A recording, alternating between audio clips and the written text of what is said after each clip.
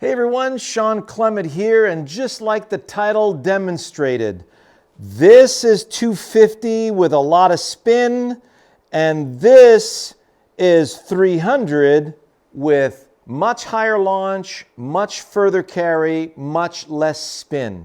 Stay with us to find out all of the small details that are going to make the biggest difference in you benefiting from your driver.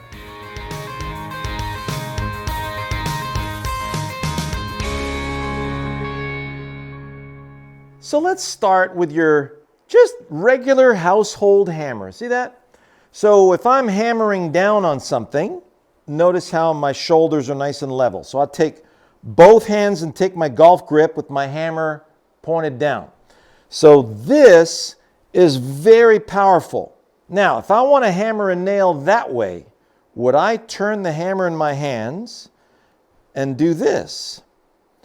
So this is a very weak position for my arms.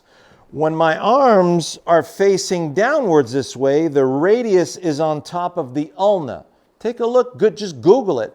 And you'll notice the bone structure is tubular and triangular. This is a very compressive position.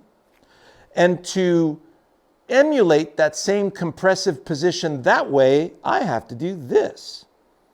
So notice now I'm in a brilliant position behind the hit, ready to deliver a mighty blow in that direction. So let's say the nail is pointed slightly upwards. So then I'd play the nail a little bit further up, and now I'm able to catch the nail slightly up and through the door frame, with the irons and the fairway woods slightly down and through the door frame. Pretty cool, huh? So then if we look at how that translates with the driver, this is neutral grip, square face, and it feels like a very weak position, by the way. And let me show you to what extent this is weak. If I was playing baseball from here, I'm waiting for the pitch. The pitch comes, my hands come through first. Look at how open that is. That's foul ball. Now, if I take this and I turn it downwards, so I don't need to turn it down as much as a hammer because a ball is an elastic collision. It stays on the face for a bit as the club is squaring up in the swing and then comes off the face. So this would be me hammering down with my driver, and this would be me hammering through with my driver. So now if I take this and I face the ball, I'm coming through down and to the left with a very open face. The ball's going to start to the left or straight and then peel off significantly to the right. But if I close the face and then I get behind the hit, notice now I'm in a fabulous position to hammer up and through that ball and then catch it from the inside. That's going to change the game entirely.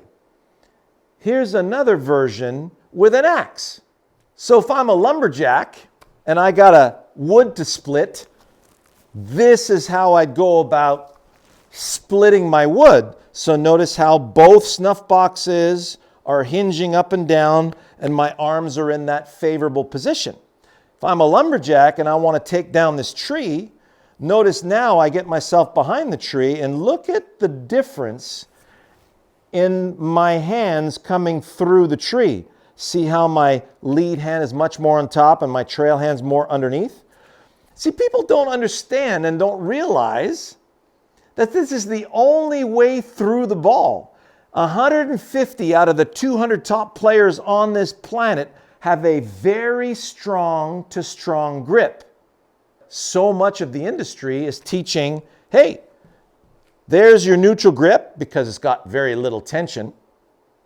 And then we're just going to turn the club this way. Imagine now if I'm going to try and chop my tree down this way. This is weak stuff. This is not going to do it for me. I can't last the day doing that. I'm going to hurt myself. So when I'm hitting the tree with the side there, it's going to really strain my tendons because this is the weakest part of the arm. So, axe down,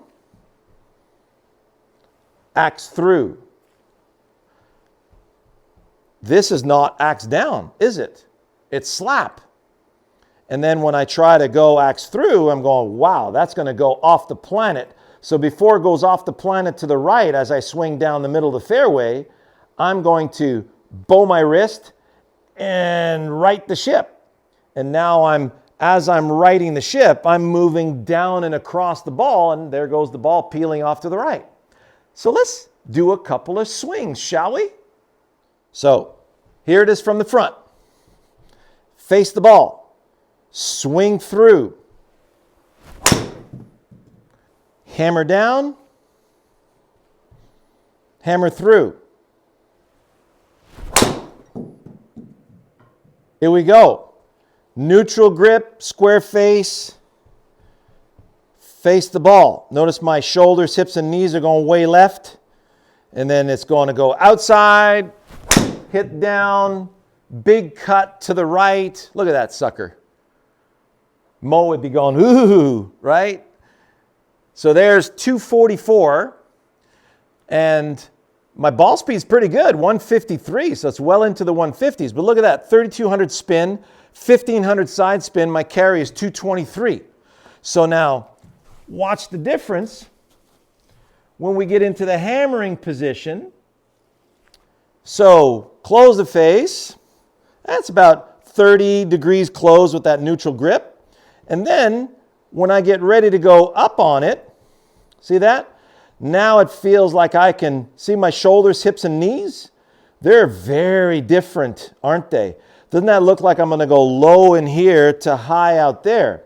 So now I'm going to deliver, and it feels like I'm clipping the tip of the tee on the way up and hammering up through the door frame. So here we go.